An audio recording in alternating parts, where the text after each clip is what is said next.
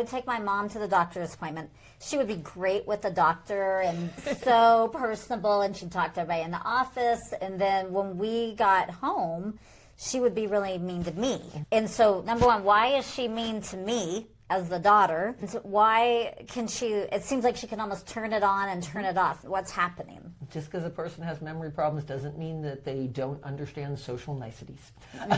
So when you're out in the office, conversations that you have with the people that are in the front desk, hey, how are you doing? Nice weather we're having.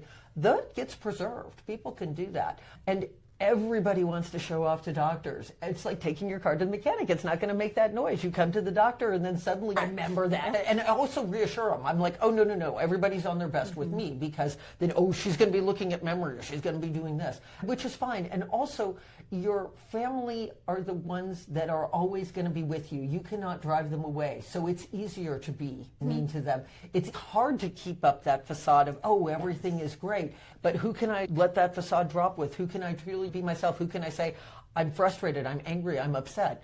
You do that to your family. I do acknowledge to people that I know this has to be frustrating. Your brain's not working well. I know it has to be really upsetting when somebody says, no, we already talked about that, or we have to do that. And I said, it doesn't mean that you're less intelligent. It doesn't mean you're any less of a person. It just means part of your brain's not working.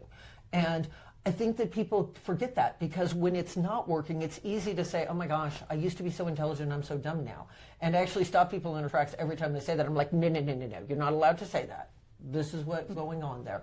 And even if somebody is severely impaired, even if somebody is having problems recognizing their family, they smile at people, they say nice things. It's okay. There's still that lovely person in there, even though they can't express themselves as well. And you need to acknowledge that.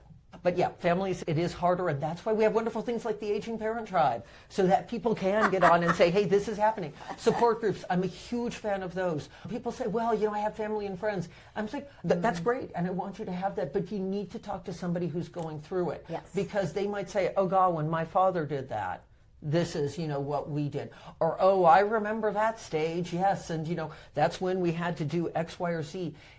I try to give as many resources as possible, but I'm only one person and I don't know everything out there. But the people who are living it, the people who are in the trenches, they're your best source of information.